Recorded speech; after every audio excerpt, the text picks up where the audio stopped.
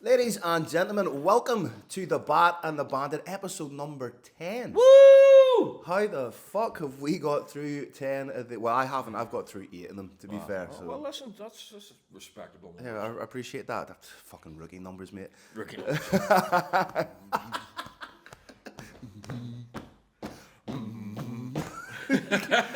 As always, ladies and gentlemen, I'm here with my best friend in the whole wide world, Mr. Lee Rogers, an incredible human being with a lovely, lovely face. And Lee, how the hell are you, brother? I've been good. I tried the fucking carnivore diet last week. How'd that work out for you? As you know, fucking terribly.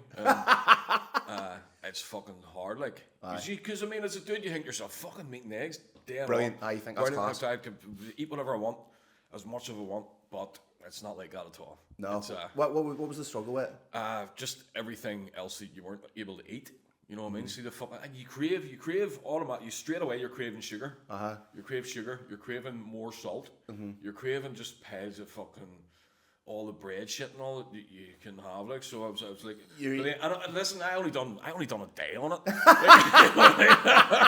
I only done a day, and I was craving all that in the first fucking 3 hours, man. So I ended up just lying in bed, like feeling like I had the flu and all, and then I had to wake up in the morning, get some cereal. Fuck that shit. Standing on a street corner. But here, well, suck dick for bread. Well, suck anything for bread. I love bread. You know, but here, what was the other one? Ken Haddock said it to me one time years ago. But Ken, a big songwriter. Yeah. He says, I'm not fucking hungry. I can eat a shit sandwich. Only I don't like bread. Fucking wild. So apart from getting the old keto flu, what has been going on with you, man? Nothing, just work times. I need to sit down and write a couple of songs here. I've got them half finished. We can do that today, mate. You know the way. You're the co-writer. People don't realise this, but I'm actually Lee Rogers' songwriting partner. So fuck. Silent. Don't you come in and stand over my shoulder and look fucking 50% here? No. Here, last time you needed a hook. I did it. You needed a wee hook. Okay. I'm just saying. Right, we'll see you in court about that, Phil. No, but anyway, listen. All good. I just like I say, I need to sit down. I have a few songs on the go here. I have this thing for the guys on the Revival TV show. Ooh.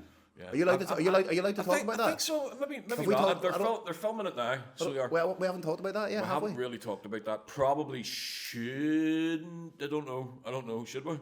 Go ahead. Go ahead, you wee rascal. Well, the Revival TV show they're making is based on the comic books. The fucking yeah. It's like an anthology. So back and forward with a couple of really cool people who are working on it at the minute about getting a lot of music on it. So I need to write something specifically for it. Are we allowed to say what the Revival is, or what the sort of the synopsis of it is? Do you know what? I don't think we should. Okay. No, maybe we fucking should, because she put up, there was a news post about it last night that she posted on her. Well, in saying that, the comic books are already out, so you're not spoiling it for anybody. To be fair, I get the gist of, right. So here's what I get. I get the gist of, it's like where. It seems to be where you can come out. You're coming in from work 5 years after your wife died, and she's in the kitchen cooking for you. What's my wife look like? Do you know what I mean? But what's the fucking? I don't know where that can possibly go. Where does the bad shit happen? Are these all like fucking evil entities or something? I've never looked at the book. Have you? I have, yes. Aye. But it was only after. I only ordered it after. After we had talked about it. After we had talked about it. So don't want to get into spoilers, because like I think if they make a TV series, there might be different little bits and pieces of it. Yeah. But conceptually, I think it's class like. Right. Okay. So it's. Is it Walking Dead class? Is it fucking that type of? Mate, I wasn't. Do you know what? Is it calmer than that? I wasn't that keen on The Walking Dead. Only because you watched it stoned, though. I mean, you didn't. That put you off it, like. Speaking of stoned, fuck. These are the conversations I love. Go.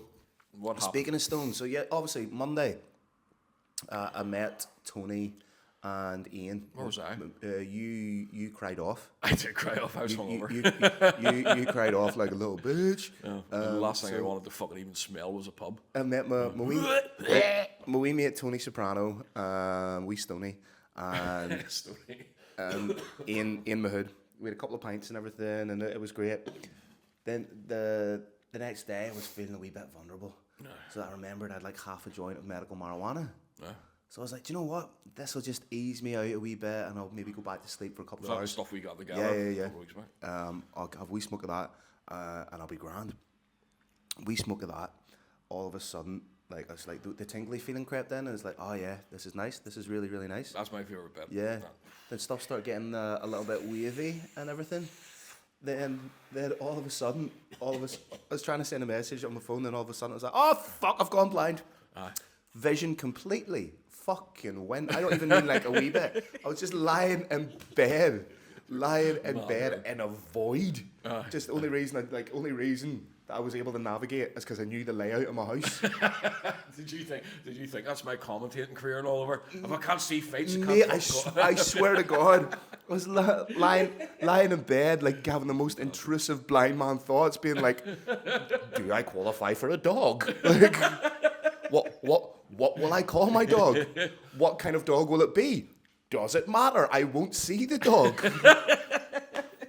And then, like, I think if you're blind, right, it doesn't matter.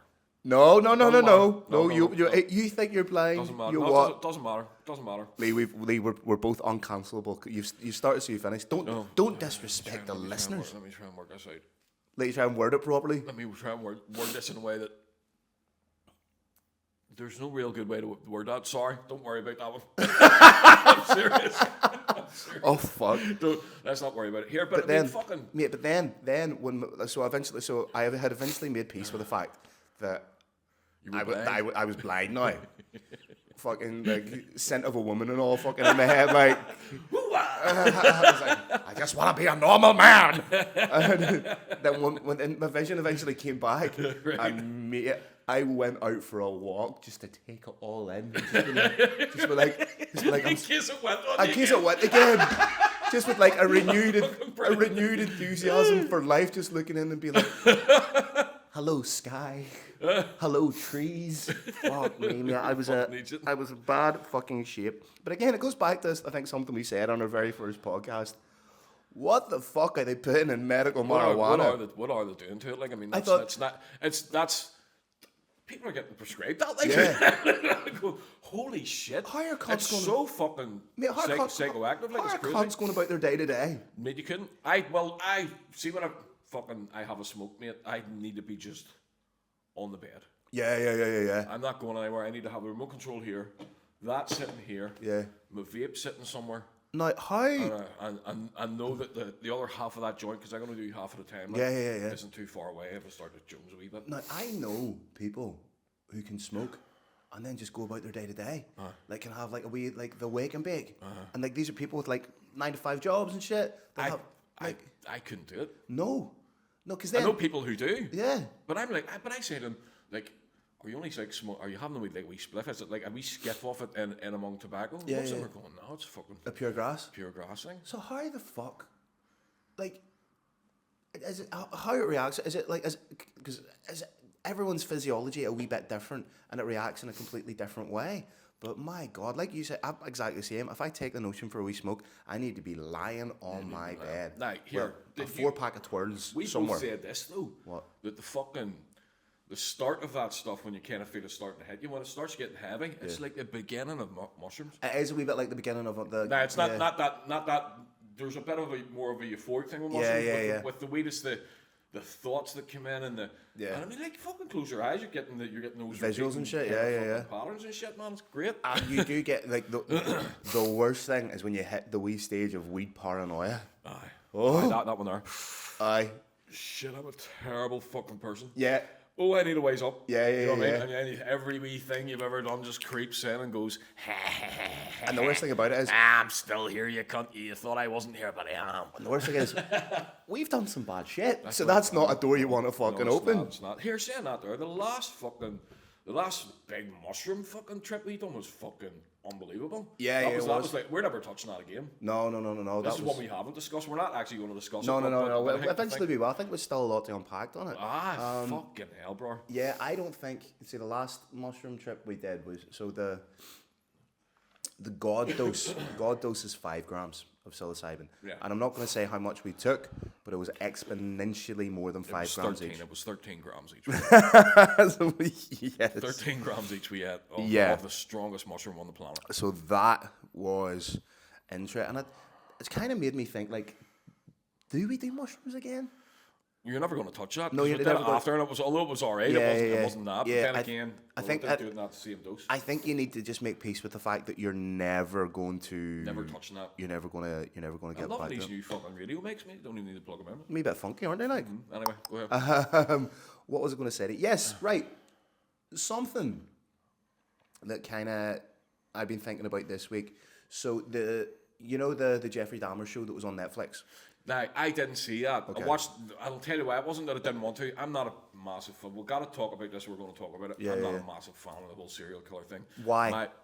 I think it's like looking into things that you don't. I have a big thing about gore and shit. Certain things you don't need to see. Yeah.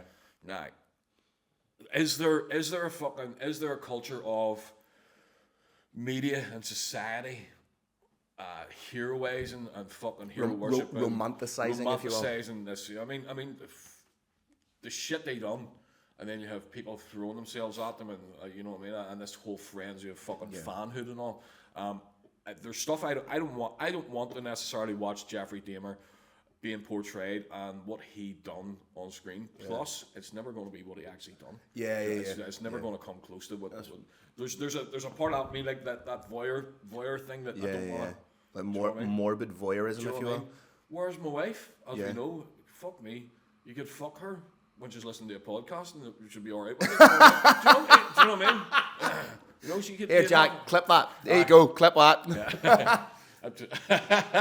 But you know what I mean? She could sit and listen to it in her ears 24/7, and I hear her laughing and all, mate. Yeah. I'm fucking in bed, we were thinking to myself, if you got a fucking knife down the side of you, you know what I mean? Well, the thing what kind of piqued my interest was, so the people that created the Jeffrey Dahmer show, I think it was 8, 6, 7, 8 parts. There's a new one coming out. The Menendez brothers, who murdered their parents in the, I think it was early 90s. Right. So there was a huge case about that. So is that all they murdered, just their parents? Yeah, so they've dramatized that. Rookie numbers is right.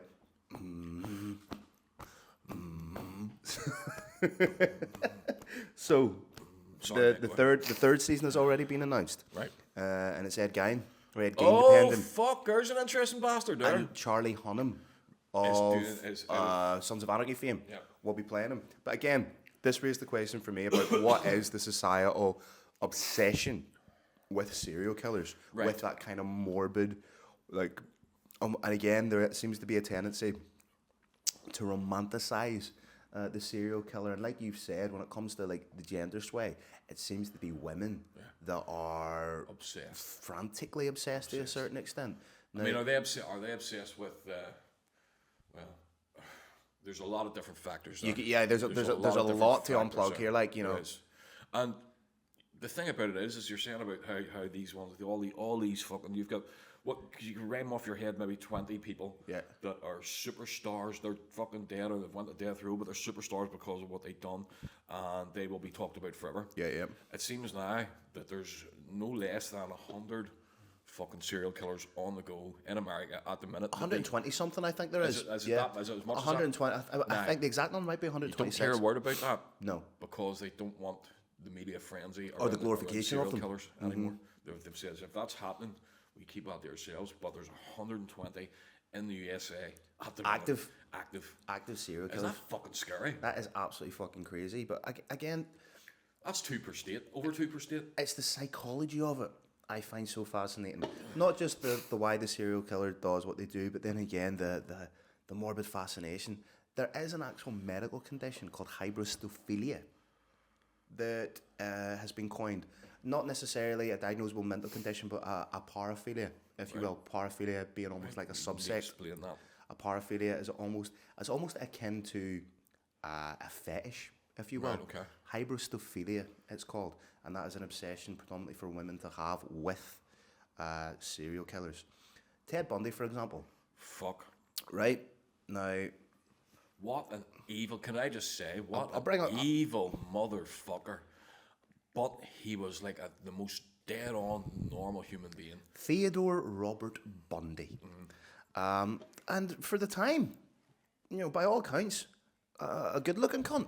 Oh, aye. Good-looking cunt of the day. 70s looking, good-looking man. Yeah, he was. charismatic as a motherfucker. He confessed to the murder of 30 women. Aye, but he told later on that it might be up close around 100, and they think there's 8 that they can't fucking account nail for, him on, but they think it's him. It's him 100%.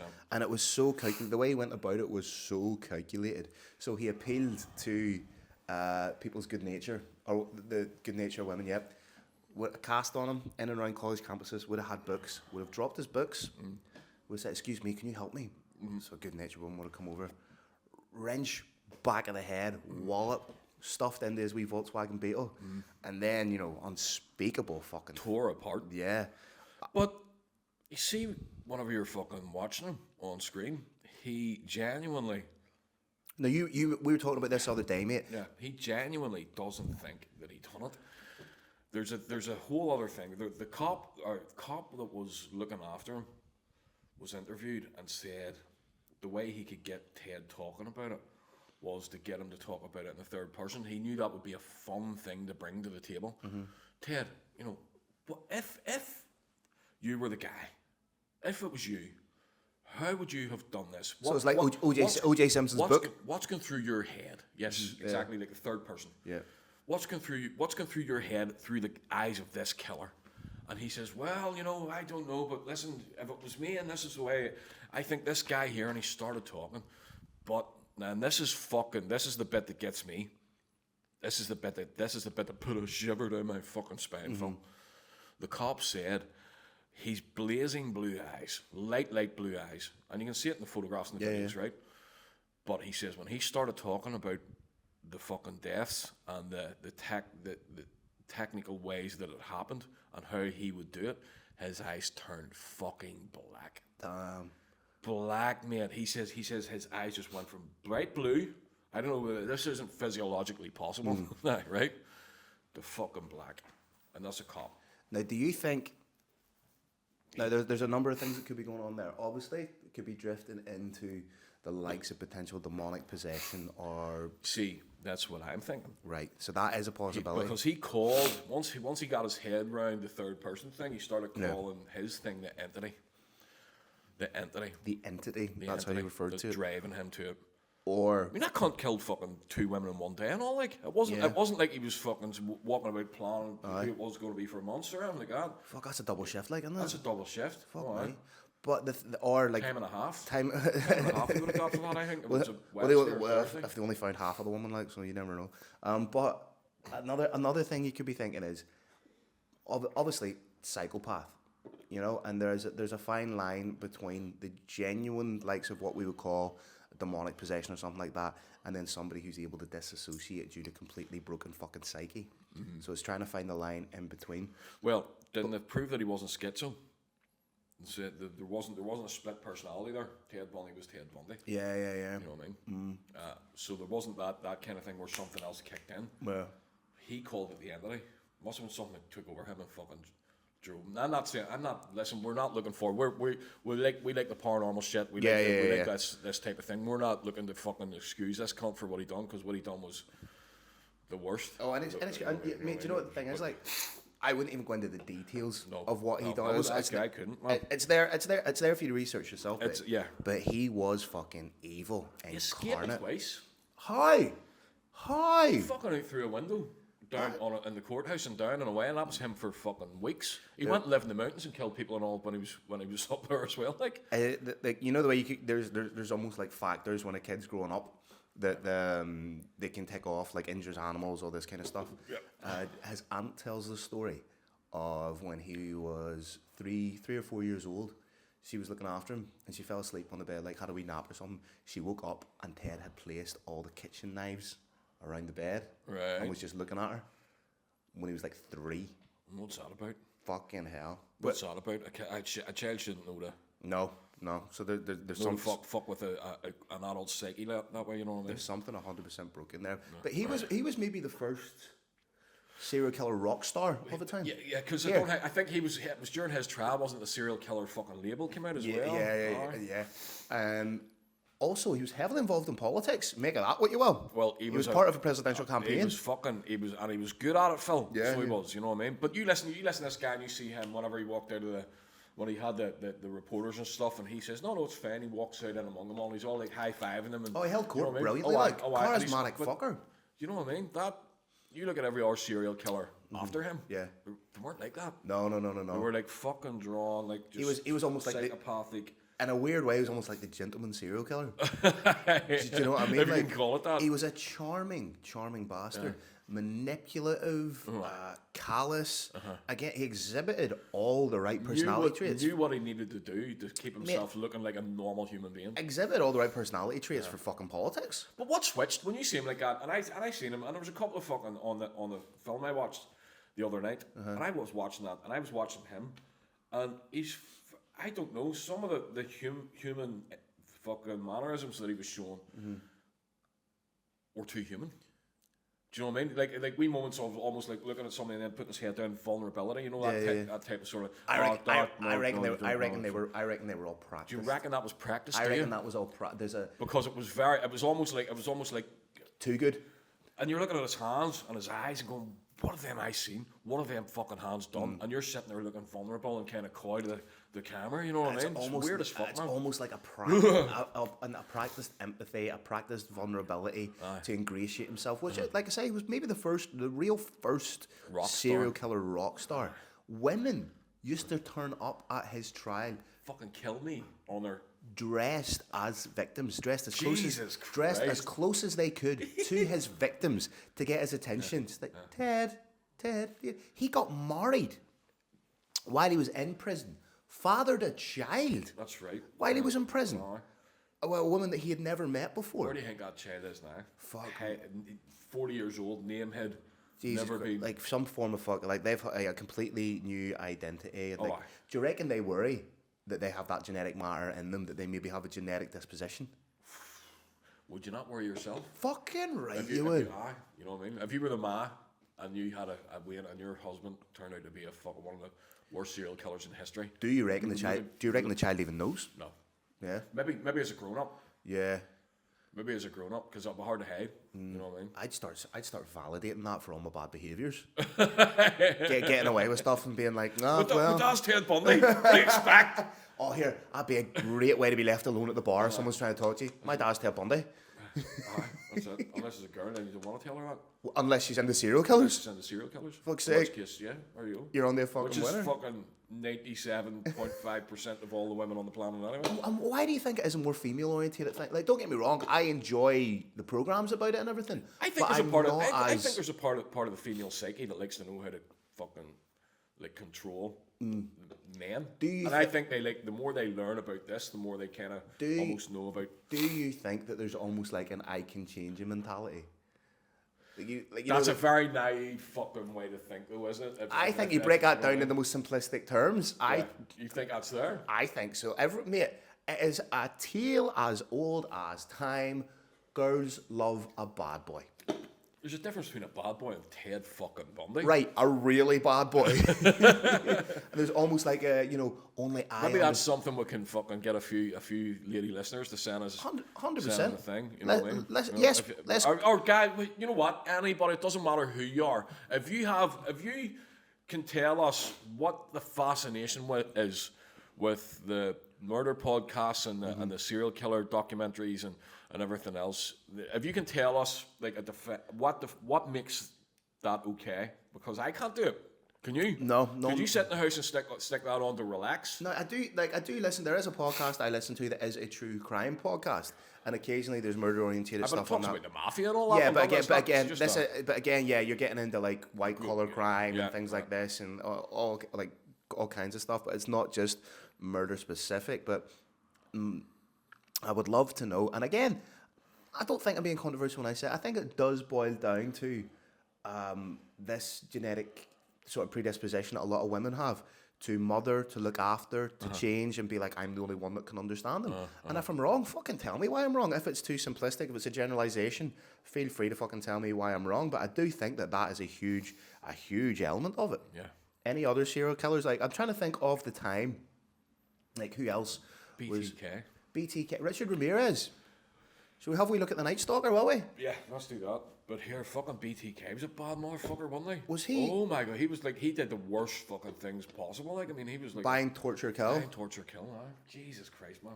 Richard Ramirez, the Night Stalker. There was a great documentary on Netflix about him as well.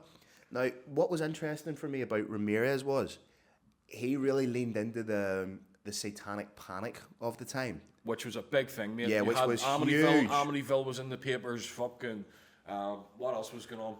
The whole fucking... There was this whole... Aleister Crowley thing. And all the stuff that came out. Everything that happened, like, there was a spate of child disappearances in the States as well, and it was all being aligned to this whole satanic panic. Now, the satanic panic in and around the 80s and 90s in the States was trying to prey upon the what would you call it, the religious vulnerabilities of the people at the time. Everything was being aligned to the occult, to Satan. I mean, even here, you won't remember this here because you're a good bit younger than me, but I am, yeah. In the 80s, there was this painting called the Crying Boy. Did you ever hear of that? Yes. Have you heard the legend around this? Because it used to be in the fucking papers. I have, but tell me. Right. Okay, so the Crying Boy, your granny, your great granny, whoever, probably somebody a lot for like a generation or two above you would have had this hanging in their house. Everybody knew somebody that had one. Yeah. And there was a couple on my street, but the Crying Boy paintings they were starting to document house fires and shit, right? And noticing that the painting was largely fucking unharmed. Yeah.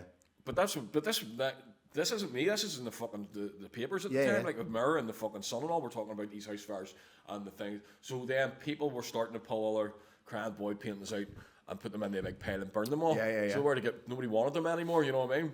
But that goes perfectly in line with that satanic panic thing that was going on as well. You know what I mean? And there was movies out at the time like Poltergeist and The Entity and stuff like that. All that stuff, and it all fed into it. You know, it all created a. There's the house fires were just bad wiring and fucking they never. You know what I mean? Was it not something because they were an old? Because it was like a really old picture and it had been sprayed with something that wasn't particularly flammable. It wasn't. It was fire retardant. Yeah, and don't call me that. It's called autism. But yeah, it wouldn't burn in the same way that something else would, and it would be not necessarily preserved immaculately, but less burnt than everything else because it was treated. And then there was a whole thing came out about the wee boy in it died in a house fire. But this was all like in the papers in the fucking 80s. This is a great idea for a podcast we do around Halloween. Urban myths and legends like that. Urban myths and legends. That's one we definitely. But anyway, back to Ricardo Ramirez. Rap sheet: murder in the first degree, 12 counts. Murder in the second degree, 12 counts of rape, and first degree burglary, 14 counts. He was an evil motherfucker, him, wasn't he? Fucking in and around LA, but he had a following. He had a huge following, but he also had and again another marker for this sort of serial killer behavior seems to be a troubled childhood. Yeah. Now, he got the shit beat out of him by his dad to the point where he actually had diagnosed brain damage at the age of 10. Right. So then again, neurologically, is there a part of the brain that, if damaged, then gives people this predisposition to, or almost... we don't know enough about the brain. No, don't know enough. Even people who know everything about the brain don't know enough about the brain.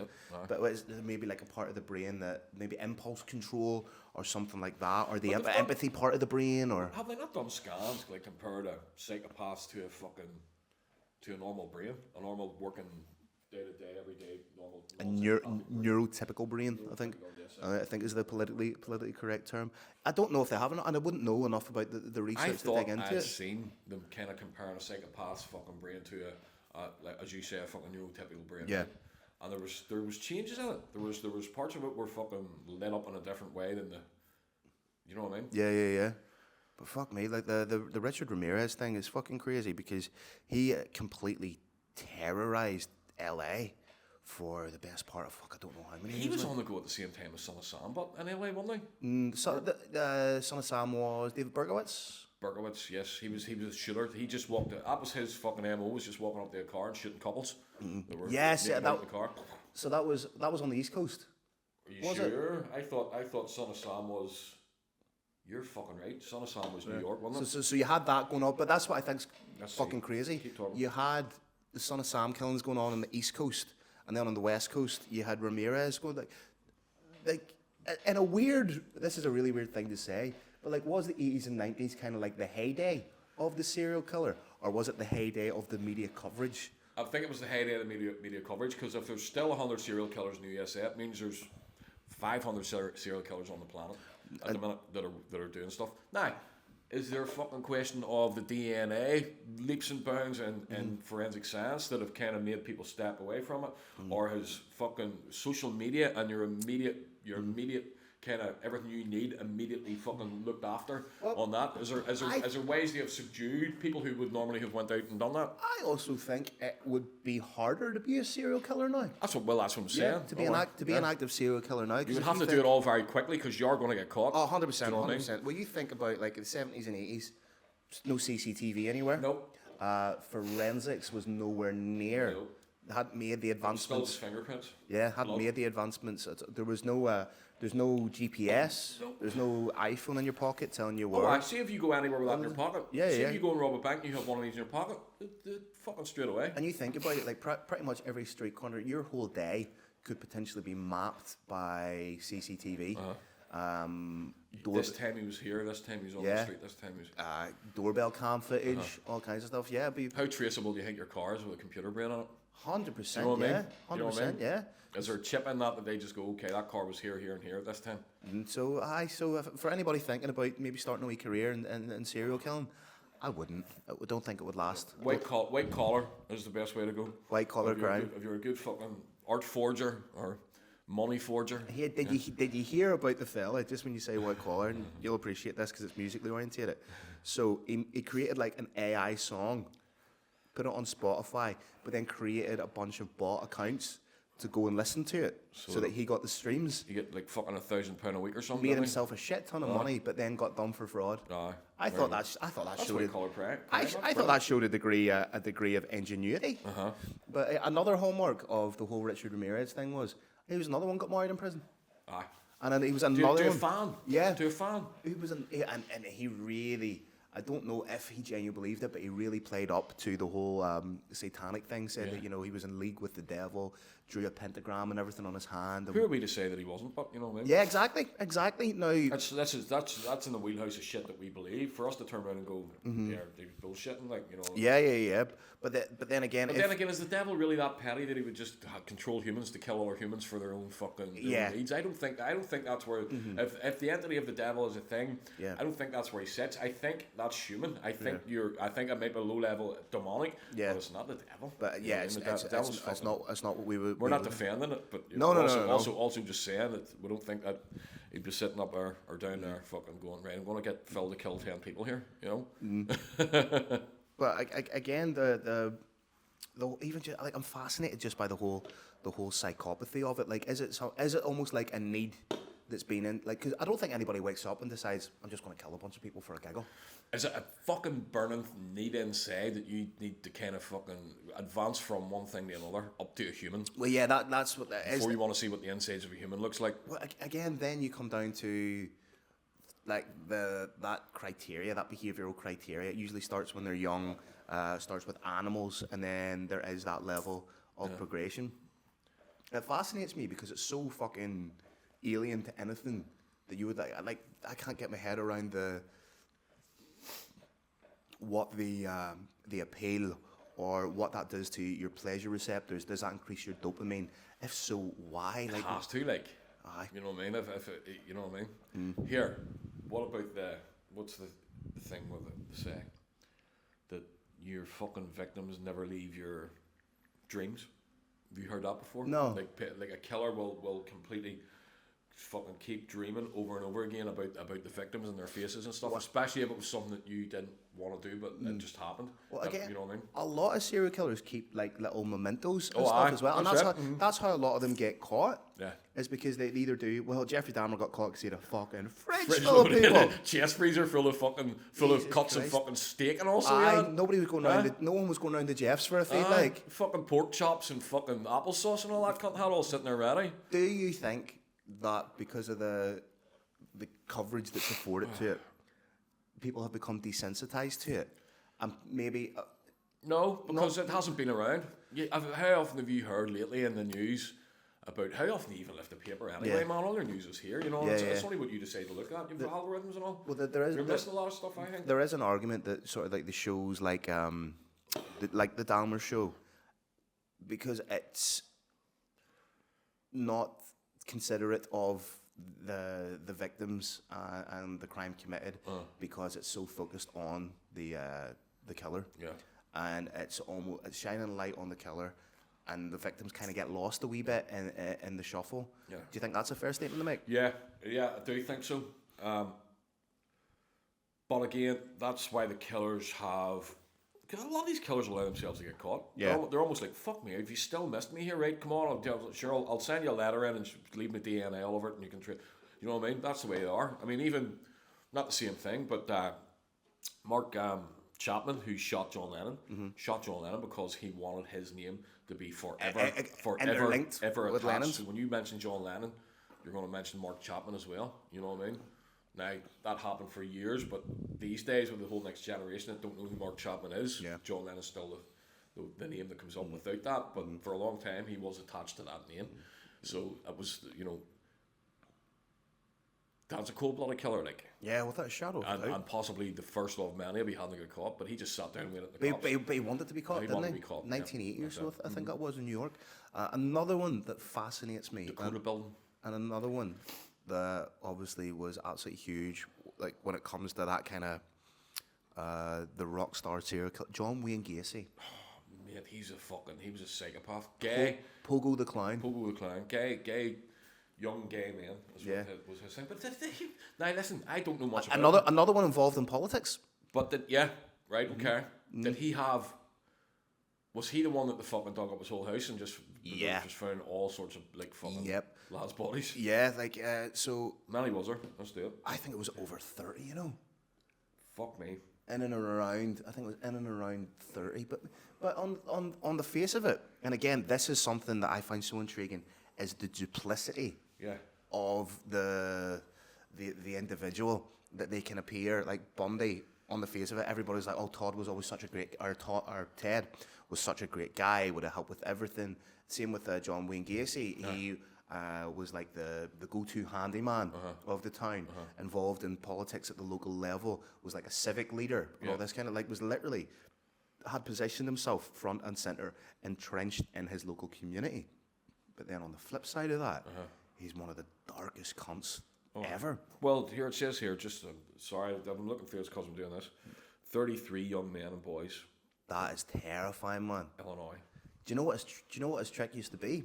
What? So he would pick up like vulnerable young men he would like scour like the bus stations and try and like pick up these young men, these young gay men that were vulnerable, had maybe nowhere to go. Because you've got to remember, it's like 60s, 70s, to be gay in a small community at that time, you're completely fucking ostracized.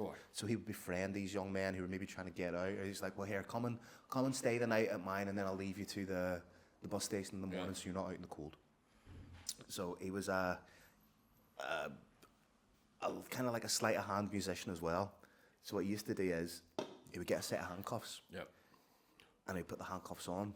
And get out of them. And they'd be like, wow, that's really fucking cool. Here, you I do that. And he'd be like, okay, well, I'll put them on. I'll show you. So they were willingly put the fucking cuffs on themselves. Jesus, man. And then he had them. And then he fucking had them. Not only that, but he also... How fucking terrified must any of those victims of any serial killer...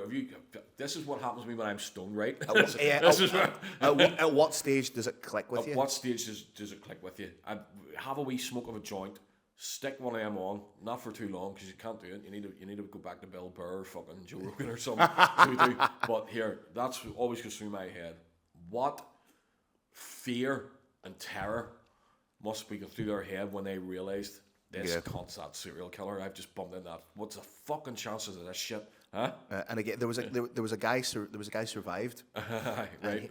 Again, he speaks about just that duplicity, that turn, and like he was engaging, he was charming, all that, and then when he cuffed him. Yeah, when he cuffed him, it switched. Fuck. A completely different people. Almost like a completely different person. But again, just that degree of like malice of forethought of the engine. Like he would like the likes of Bundy, the likes of Dahmer, the likes of Gacy, Ramirez. This wasn't opportunistic. Yeah. It's the level of calculated, nasty, and just horrible fucking malice of forethought and the pre-planning that has to go into it. I'm going in their head. I'm going to do this to him, and I'm going to do that to him. Yeah, and in that moment where they've caught them, that fucking moment of pure joy in their eyes, but in your eyes, you're just going shit. Aye, when you know you're fucking done for, like fuck. That's that fucking serial killer everybody's been talking about. Just been caught, man. Oh, mate. And have you ever... Can we get a wee quick smoke? Yes, go ahead. Fucking hell. Huh? Ladies and gentlemen, welcome back to the Bat and the Bandit. Mr. Lee Rogers just back from his smoke because he's health conscious. And mate, the murder talk put your smoke out right now. I did put myself in that position. I was fucking chained to the wall looking at a cunt with a fucking knife coming towards me. But mate, interesting though. You never used to be like this. No, mate, that's only... I'll tell you what, I'm being honest with you. I think I've grown emotions in this last sort of year and a half. Where do you think that's come from? Because we spoke about this a few times, man. You're a wee bit more fucking... Not vulnerable, but by any stretch in the imagination. I've been a bit more fucking human. Aye. I don't know, man. Maybe just the... I'm enjoying this pace of life. Yeah. You know, this getting up, going in, having something to do, having all these boys around me as well. Fucking, it's wonderful. You think actually being around people? Because you fucking. Oh, I. I don't think it was entirely intentional on your part. But you self-isolated for a good bit, man. Did I? Almost like a couple of years, almost. And then where I live and all there too, like. That's what I mean. Like even like, fucking. You know, you fucking self-isolated. I did, but it's nice. Metaphorically and physically. I know. I mean, I would always avoided fucking like sad movies and shit, mate. Aye. I couldn't put myself in those positions. I'm kind of enjoying this. I'm kind of enjoying this finding opening yourself up a wee bit. Opening myself up a wee bit to be a bit more. And I think it's stems from getting to a certain age, Phil, and maybe coming around a few corners, especially with mushrooms and all, man. And come out the other side, I just going, yeah, I know what I need to do here. Yeah. And I'm not going to be like so cold and shit anymore. Yeah. I wasn't ever a conscious decision. I think it's just being around you boys, and you are huggers. Like every one of you are fucking huggers. Like so. 100%, man. You know what I mean? So there's always like a wee emotional thing attached to you. Like, I mean, we can go out and have a great night, but there's always this lovely wee emotional thing. Right, brother, I'll see you tomorrow. And, Are you safe? Do you need anything? Yeah, you know what I mean? That fucking man, I've missed that for fucking years. Like, I mean, obviously we see each other pretty much every day. And if I don't give you a hug and a kiss in the cheek in the morning, I would think there's something wrong. Aye, I know. Do you know what I mean? Like that's listen, we are what we are. Fucking right. Aren't we? And we've been mate. It's just so nice to be involved. That's the only way I can put it. Involved in just day to day and normality, because you know. And I'm still getting to enjoy my music thing as well with the publishing and stuff. I'm coming into work every day. I'm loving my job. I mean, this is all me here. You know what I mean? Yeah. It's just so nice to have you all here and around, and boys that you can fucking genuinely trust. I mean, there's a cliche saying, you know, fucking, you know, help you carry a body. Use cunts would, like, you know what I mean? And on a heartbeat. Do you know what I mean? Why? What do you need? No, nothing. It's alright. We'll talk about it later.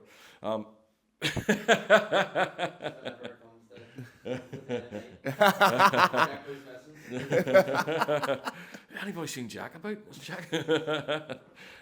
No, but all good. So I was thinking, man, I would like to delve into the whole fucking Marie Laveau thing. She's the voodoo, high priestess voodoo fucking like person in New Orleans in the deep south. Right. And she was the one, the go-to voodoo queen, if you like. And I've been looking into some voodoo shit, so I have, you know, over the last sort of 10 or 15 years, I'm always having dip my toe in here and there, just looking around. It's like it's an indigenous African practice, isn't it? Indigenous, well, yeah, from Haiti, Haitian.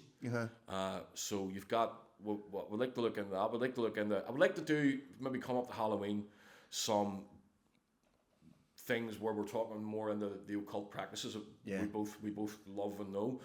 Why that isn't so different to you praying to a god. The breaking of the bread and the drinking of the wine, which is a complete ritual. You know what I mean? Lighting a candle. You know what I mean? All that stuff, because the world needs to. I think Christianity and all. I think it's lost. It has lost its hold on the planet. 100%. Yeah, 100%. Especially on this island. On this island, yeah. You know what I mean? Because we are what we are, and we were always pagans. So you know, I think you can never truly get that out of them. It'll take generations to come back through again. But I think it's coming, and I think we need to talk about some of this shit. You know, at some stage. You know what I mean? No, there seems to have been a shift. You know, in the past maybe 20, 30 and that's years. A cliche, but today we definitely feel it. You know what I mean? You know, everybody says there's been a shift, and people who are sensitive say that, but there definitely has been something. There's been a definite societal shift where to the point of, and I think it's a good thing, where I think people are less indoctrinated now and more apt and more able to question things. Nobody's being brought up in it, you see, anymore. The ones that are being brought up in it are, I mean, you look around, you can see and you can hear them, and you actually think to yourself, there's a desperation now. It's rhetoric. It's rhetoric, but there's a desperation now in the things they're saying, because they probably are being told within their church units to go and fucking be more. You know, preach, spread the gospel. We're losing. Well, a lot of the time, what you'll see is people will cling to something religiously orientated because it's safer. Right. It's safer than actually having to question morality, existence day to day. If you have that to follow, and I'm not saying it's a bad thing. People rely on that. Not a bad thing at all. People have come out of drug addictions by going to church. 100%. You know, and I would never begrudge anyone's right to their faith. But I'm also saying that it's healthy to question things day to day. Don't walk through there just going, I have faith. Yeah. Look at it. In and around the Halloween, I would love to, like we said earlier, I would love to do a wee bit of a deep dive into myths, legend, ghost stories, that kind of thing. I keep my ghost story from yesterday morning. Will I keep that for the Halloween podcast? Yeah. Yeah, we'll do that. Yeah.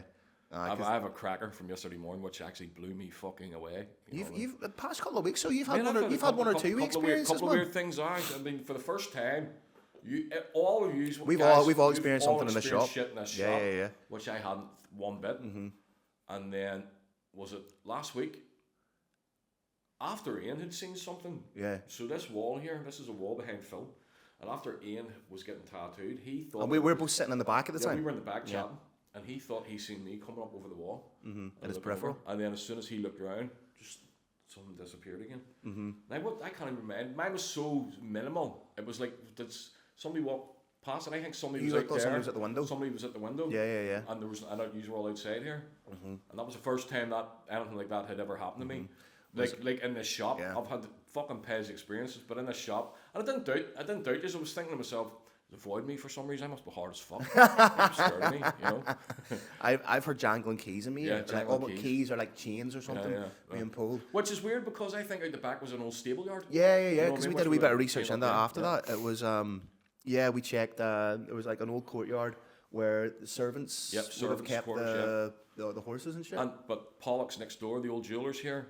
You can actually look this up. Pollock's Lawn. Yeah. You can look it up, and there's a whole piece in the paper from the time, 1992 or whatever, about the guy who went fucking crazy in there and had to get an exorcist and shit out. But there was full on poltergeist activity going a wall apart from this shop. I say like Halloween if we can do a live one. So we'll do like myths and legend, that kind of stuff.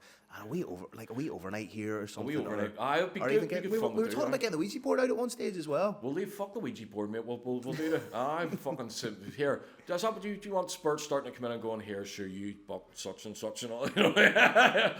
No. Goodbye. Bye. Start spelling a name and everything like that. No, but here we should definitely do like some sort of live or something. I think on that there. I think Anything else you want to add, kid? No, mate, I'm happy with that. Do you want to dive into listener questions Let's do it, and then knock on the head? So a few listener questions. One from Kazakhstan. Right.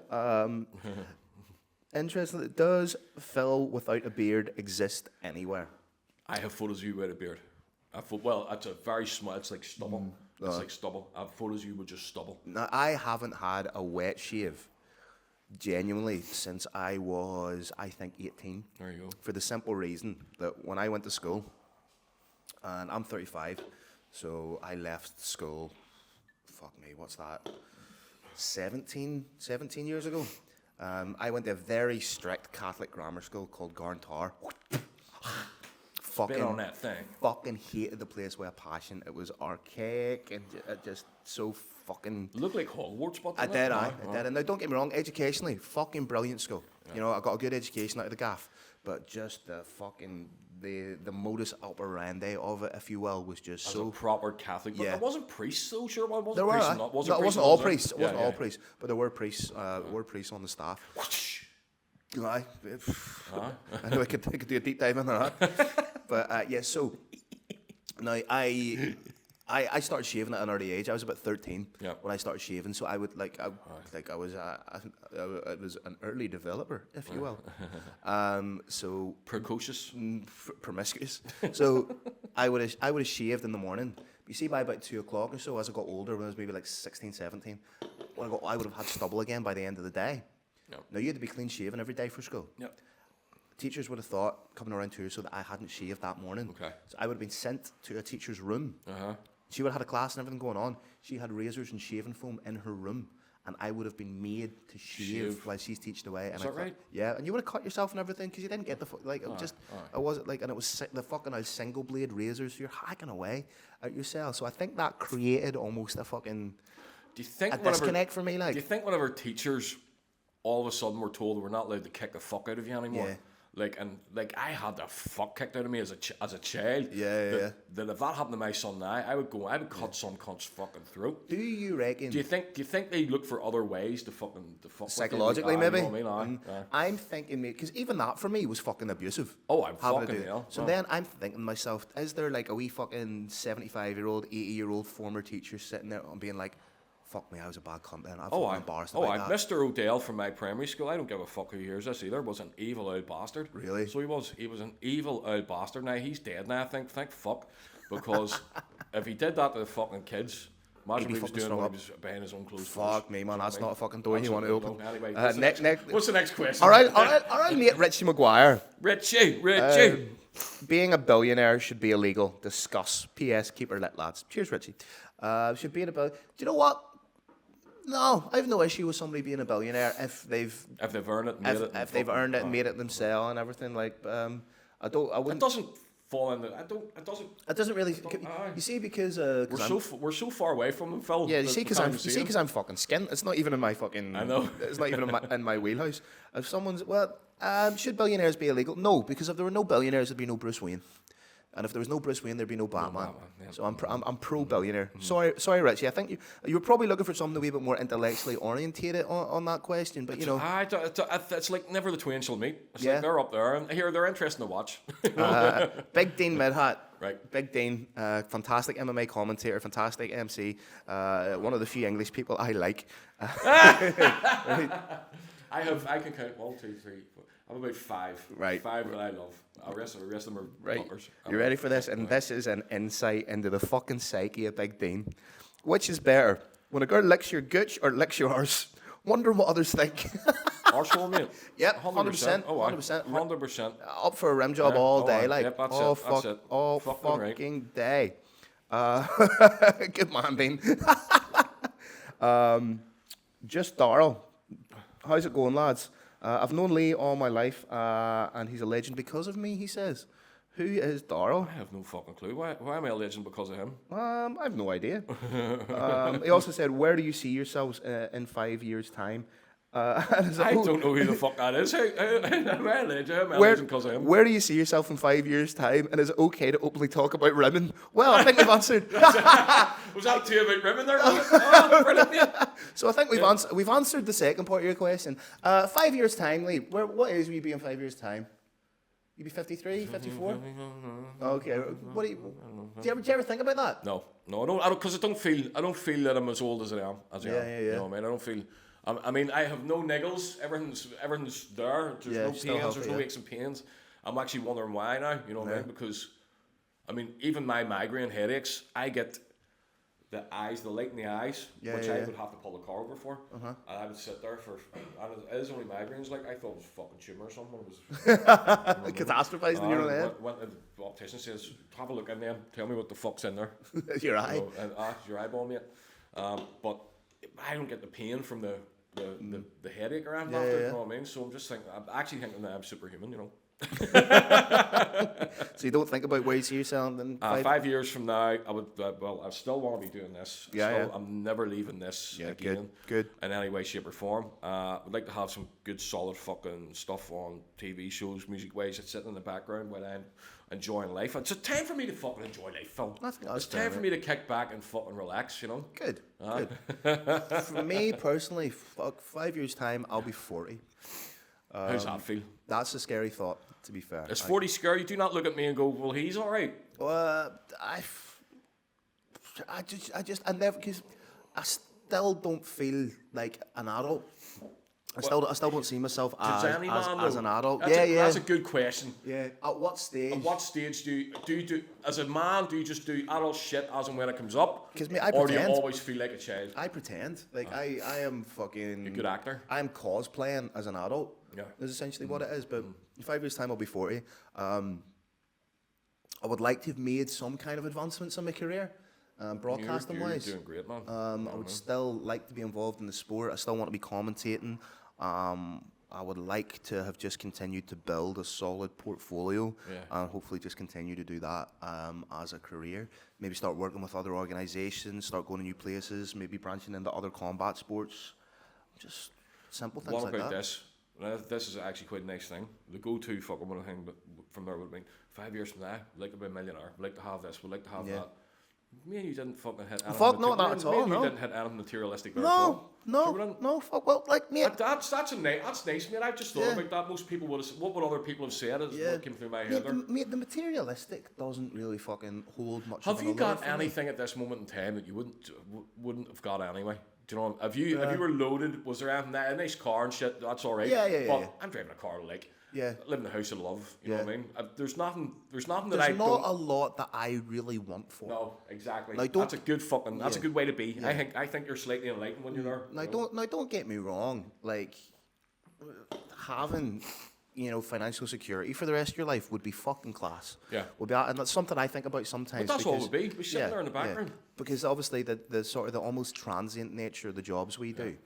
There's not any guarantees there. There's not. Yeah. Like if someone were to say, like if I got blacklisted from commentary or commentary ceased to be, if AI took over commentary or something like that, I would have to go out and get quote unquote a regular job. That would be that's just the long and short of it. But as long as I have enough to pay my bills, have enough to go for a wee pint every now and again, I'm happy. I don't need the trappings of you see brand names and shit like that. Yeah. I couldn't give less of a fuck. It doesn't hold. See, I'm a Levi's and Diesel guy. No, it doesn't I love really. all that, but that's my only wee fucking, my only wee thing. Don't get me wrong. I like a wee nice thing every now and again, but I wouldn't be beholden to them the way a lot of people are. Like I wouldn't. There's almost like people worship these things like false gods, and they have a very very very very strange. And here, it's by no mistake that a homeless person can afford these. Yeah. Do you know what I mean? That's 100%. By no mistake. 100%. There's that, and that's rightly so. Everybody deserves to be able to have what they need there. But what I'm saying is that you see the homeless nice stopping you fucking with a card machine. Yeah, a fucking card reader. Yeah. That happened to you the other day. It did indeed. I happened to me last week. I said I had no change on me. Brings out a wee fucking chip and pin. But don't get me wrong. Like I like nice things. I like nice things. I like a nice dinner. I like a nice beer. Now here's one for you. Go ahead. How many times have you in your life seen somebody going from nothing to money and changed them?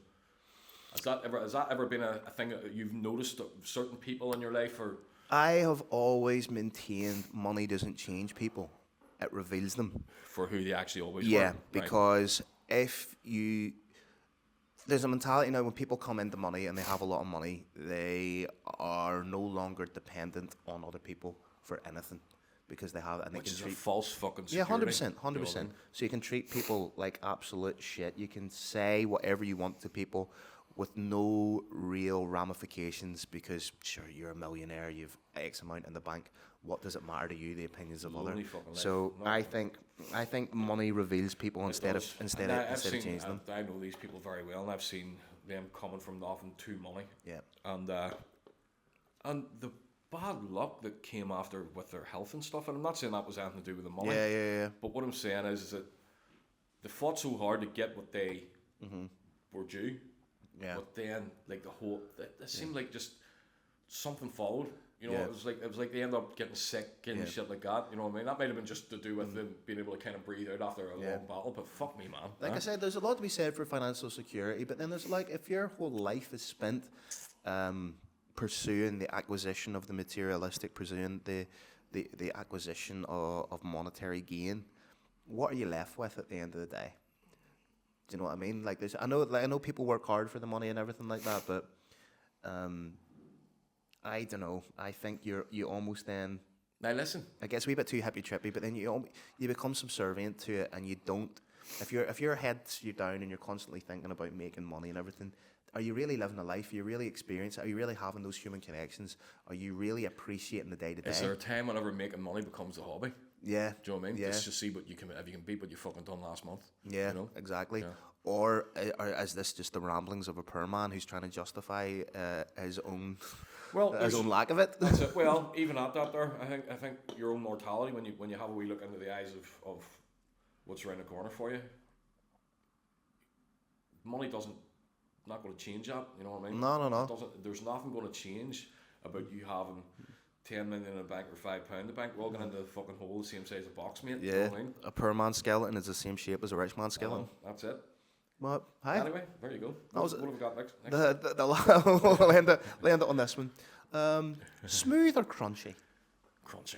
Ah, yeah. Fucking right, man. Yeah, always crunchy. I hope they're talking about peanut butter. Yeah. What's got hazelnut in every bite? Squirrel shit. Hey, that just reminds me. So, the adverts in the 70s were fucking mad. Right. Right? Do you remember the one for fudge? A finger of fudge is just Enough to give your kids kid a treat. Yes. What the fuck? Mate, I took what? Why have you? Where'd that come from? Because we're talking about smooth and crunchy. All right, okay. And then like scorch it. Yeah, But okay. fuck me, who came up with that? Hugh Edwards. Anyway, story for another day. We're going to leave it there. Ladies and gentlemen, this has been episode 10 of the Bat and the Bandit podcast. Lee, you got anything else going on this week that you want to clue people into? No, I just have to get my head into the fucking books here and write some music. Happy And, days. yeah. Happy days. All good stuff, like, you know what I mean? What about yourself? I fly out to Alkmaar tomorrow. No! You got in here tomorrow? No! For Brave Combat Federation 86, I believe That's it is. unbelievable, And this, When did you join in? I joined Brave Combat Federation What number? 16 What the fuck, in mate? Abu Dhabi. Well done. I went to Brave Combat Federation 13 because at the time a teammate of mine was fighting on it. And then 3 shows later I was in Abu Dhabi and I have not missed a show since. Only member of the broadcast team not to miss a show. I also have to MC this as well because the great and powerful Mr. Carlos Kramer cannot make it, so I'm on double duty. Yep. Then I come home on Monday, I think. I'm home for a day. And then I fly out to Slovenia for Brave Combat Federation Brilliant, yeah. 87. Where are we able to watch these, Phil? You're able to watch it on the Brave TV app. So you can download download that that on on iOS or if you're an Android user, you can you can find it on You can buy yourself an Apple iPhone. Google Store, all those kinds of things. I think it's on like a bunch of different platforms Okay, like cool. DAZN and stuff like that. Follow Brave Combat Federation on Instagram, Facebook, Give me your X. Instagram. If you are in any way interested on the day-to-day ramblings of a tattoo studio dog's body and professional MMA commentator, you can give me a wee follow at PC _commentary. Lee, Where can people find you, my At man? L Rogers, ELROJERZ, at Lee Rogers Music, and of course at the Bat and the Bandit podcast. Oh, I like the Bat and the Bandit podcast Yes, because we yep. do that, so we do. Yep. Again, feel free to like, share, subscribe. This will probably drop relatively soon. Yeah. So follow on YouTube, Spotify, all that fun stuff. We'll see you later, guys. Thanks. See you soon.